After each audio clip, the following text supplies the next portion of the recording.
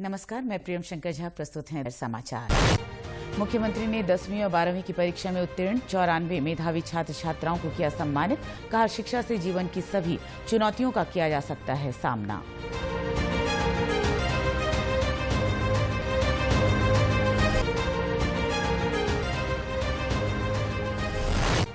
भारतीय प्रौद्योगिकी संस्थान रुड़की में मनाया गया दीक्षांत समारोह। 1916 छात्रों को प्रदान की गई डिग्रियां।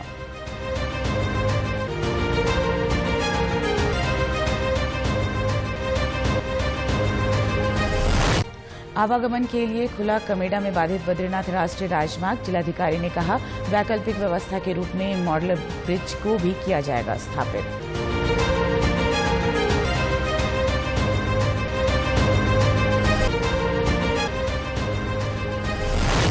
और मुख्यमंत्री उदयमान खिलाड़ी उन्नयन योजना के तहत टिहरी में छात्रों की ट्रायल प्रतियोगिताएं आरंभ। 300 बालक बालिकाओं को प्रतिमाह मिलेगी 1500 रुपए की छात्रवृत्ति। अब समाचार विस्तार से।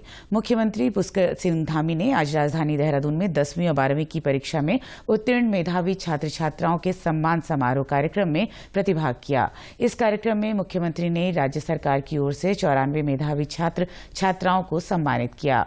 मुख्यमंत्री ने सभी मेधावियों को संबोधित करते हुए कहा कि उन्हें गर्व का अनुभव हो रहा है कि वे प्रदेश के उन सर्वश्रेष्ठ बच्चों से मिल रहे हैं जिन्होंने अपनी प्रतिभा के बल पर ये दिखाया है कि शिखर पर जाने के लिए एक स्पष्ट उद्देश्य होना चाहिए। उन्होंने कहा कि जीवन में कठिन परिश्रम का कोई विकल्प नहीं होता है।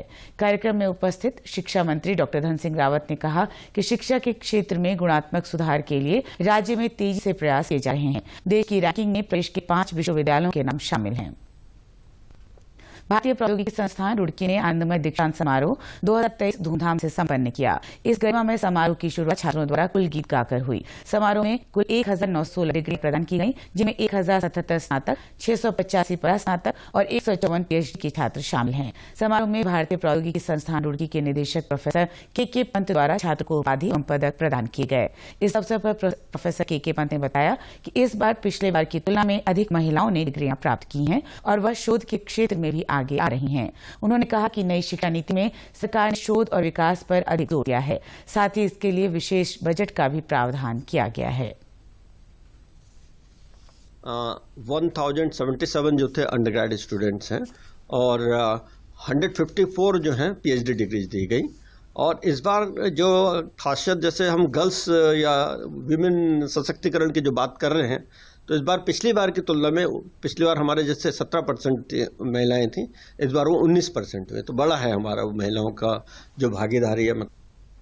गोल्ड मेडल प्राप्त करने वाली बीटेक की छात्रा काव्या सक्सेना को राष्ट्रपति अवार्ड से सम्मानित किया गया। उन्होंने इस पर प्रसन्नता व्यक्त करते हुए कहा कि उन्हें शिक्षा के साथ साथ अन्य स्तर पर भी काम करने और सामाजिक दायित्व को पूरा करने पर ये पुरस्कार मिला है। मुझे अवार्ड मिला है the president of India doctor Shankar Dayal Sharma gold medal. This is for सारी ऑलराउंड परफॉर्मेंस और कंट्रीब्यूशन टू सोशल सर्विस। मुझे हाईएस्ट सीजीपीए के लिए Anand Kumar Jain department gold medal भी मिला है और मुझे बेस्ट बीटेक प्रोजेक्ट का भी अवार्ड मिला है, जो हमने अपने आखिरी सेमेस्टर और आखिरी ईयर में खत्म किया था। भारी बारिश के कारण बीते दिनों चमोली और रुद्रप्रयाग जनपद की सीमा पर स्थित कमेडा में बाधित बद्रीनाथ राष्ट्रीय राजमार्ग को आज आवागमन के लिए सुचारू कर दिया गया है। मार्ग सुचारू होने के बाद लोगों ने राहत की सांस ली है। आपको बता दें कि बीते रविवार 23 जुलाई को बद्रीनाथ राष्ट्रीय राजमार्ग कमेडा में अवरुद्ध हो गया था। राजमार्ग का 100 मीटर हिस्सा भूस्खलन के कारण पूरी तरह से नष्ट हो गया था।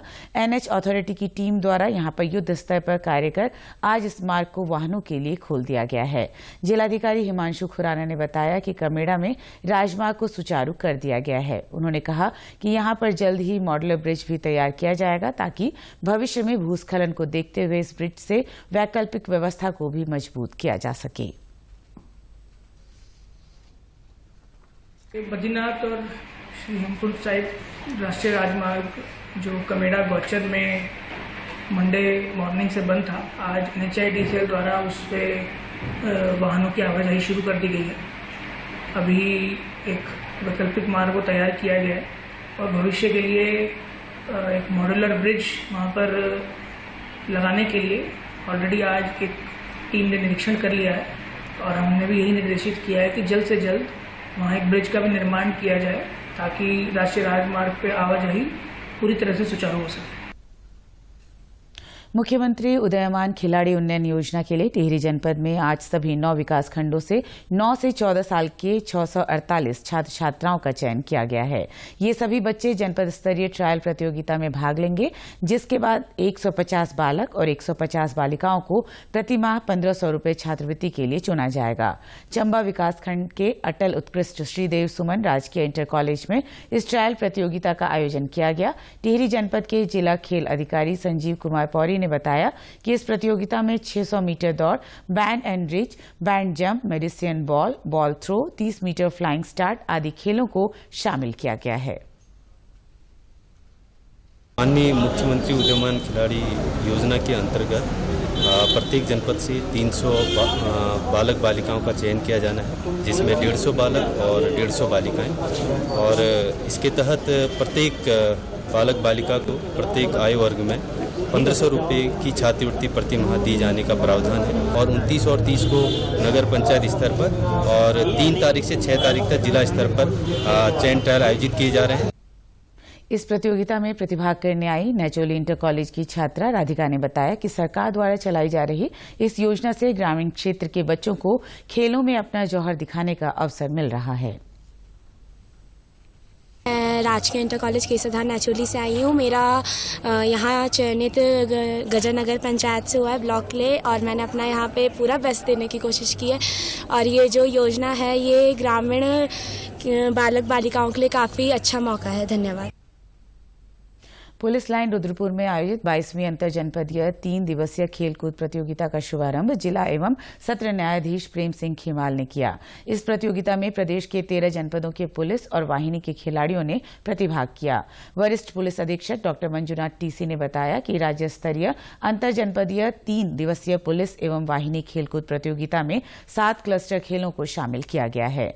वरिष्ठ पुलिस अधीक्षक ने बताया कि जैसे जैसे अवसर मिलता है विभाग द्वारा खेलों को बढ़ावा देने के लिए प्रतियोगिताएं आयोजित की जाती हैं।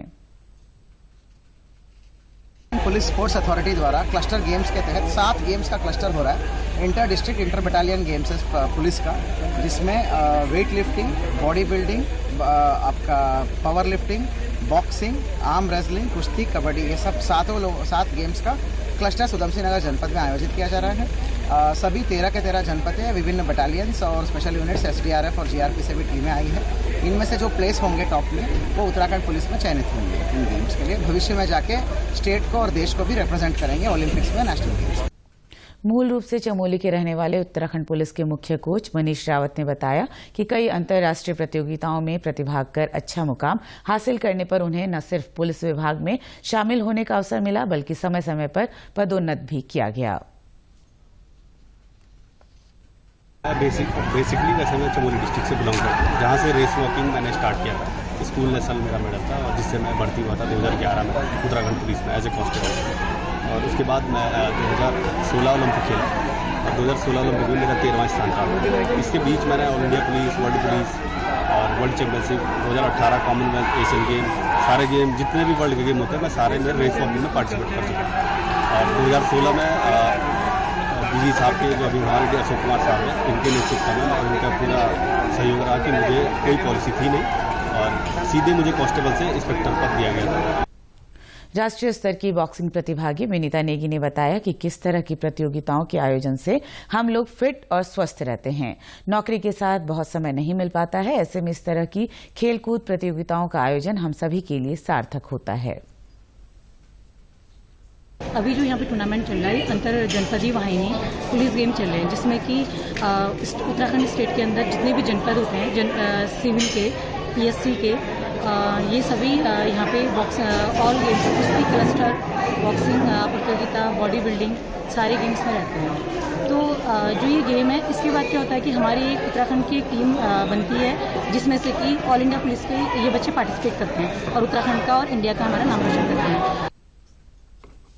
हेमवती नंदन बहुगुणा गढ़वाल केंद्रीय विश्वविद्यालय के परिसर कॉलेज पौड़ी में नई शिक्षा नीति 2020 के 3 साल होने पर छात्र छात्राओं में उत्साह देखने को मिला।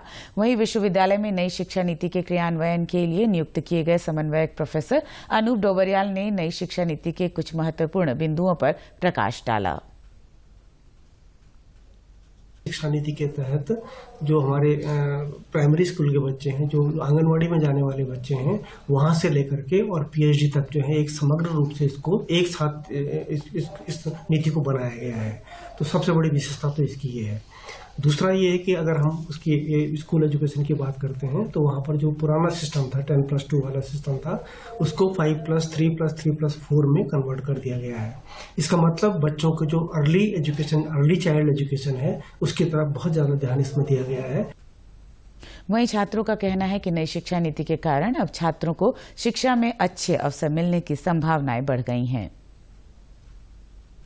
मैथ्स प्लेटफॉर्म है। एक्चुअली यहाँ पे क्या है, मल्टीपल एग्जिट पॉइंट्स हैं, मल्टीपल एंट्री है। अगर किसी बच्चे को चेंज करना है, कोई फर्स्ट ईयर स्टूडेंट है उसको चेंज करना है, तो वो सेकंड ईयर में ऐसा ना हो कि कहीं नेक्स्ट जगह जाए उसको साल वेस्ट हो जाए, साल बच जाता है। दूसरा क्या होता है कि हमें यहाँ पे इस चीज में हमें इंश्योर करता है कि हर किसी को एजुकेशन इजीली। अब ऐसा पहले होता था कि साइंस वाले होते हैं, आर्ट्स वाले होते हैं, तो डिवीजन होता था। अब ऐसा नहीं है कि अगर आर्ट्स वाला है वो साइंस में जा सकता है, साइंस वाला जो है आर्ट्स में। तो इससे क्या है कि बहुत सारे डोर ओपन हो गए हैं बच्चों के। विधानसभा अध्यक्ष और कोटद्वार विधानसभा से विधायक रितु खंडूड़ी भूषण ने उत्तर प्रदेश के मुख्यमंत्री के प्रमुख सलाहकार अवनीश अवस्थी के साथ राष्ट्रीय राजमार्ग 119 पर जारी निर्माण कार्यों का स्थलीय निरीक्षण किया। दरअसल राष्ट्रीय राजमार्ग 119 उत्तर प्रदेश के बिजनौर जिले को नजीबाबाद के रास्ते कोटद्वार होते हुए बद्रीनाथ तक जोड़ता है। इस मार्ग पर आवाजाही बढ़ने पर चौड़ीकरण की आवश्यकता को देखते हुए राष्ट्रीय राजमार्ग को 2 लेन का बनाया जा रहा है। इसके प्रथम चरण का काम शुरू हो गया है। वहीं राष्ट्रीय राजमार्ग पर कार्य की गति धीमी होने को लेकर विधानसभा अध्यक्ष और स्थानीय विधायक रितु खंडूड़ी भूषण ने संबंधित अधिकारियों को कार्य में तेजी लाने के निर्देश दिए। तो हमारी एनएच आ रही है, जो अब 119 हो गया, उसका नया जो नाम है वो 119 एनएच है। नजीबाबाद से जो हमारे कौड़िया तक आने वाली है, उसकी मेरी बातचीत एनएचआई वालों से हुई और उनको निर्देशित किया गया कि जल्द से जल्द उस पर काम करें। पेड़ काटने का जो कार्यक्रम है वो शुरू हो गया है। उन्होंने जैसे बताया कि थोड़ा धीरे चल रहा है, तो उस पर मैंने जानकारी ली और साथ ही साथ principal adviser to UP chief minister भी, उनसे भी मेरी मुलाकात हुई अवस्थी जी से। उनसे भी मैंने निवेदन किया है कि डीएफओ बिजनौर को और साथ ही साथ जो हॉफ यूपी हैं उनके माध्यम से इस काम को तेजी से करवाया जाए। विवेकानंद पर्वतीय कृषि अनुसंधान संस्थान अल्मोड़ा के प्रायोगिक परिक्षेत्र हवलबाग में इन दिनों धान की पौध की रोपाई की जा रही है। वर्तमान में संस्थान के लगभग 2 हेक्टेयर क्षेत्र में संस्थान द्वारा विकसित की गई धान की नई प्रजातियों की रोपाई किया जा रहा है। वैज्ञानिक संस्थान के प्रायोगिक परिक्षेत्र के किसानों को तकनीकी आधार पर जानकारी देते हुए धान की रोपाई के गुर सिखा रहे हैं।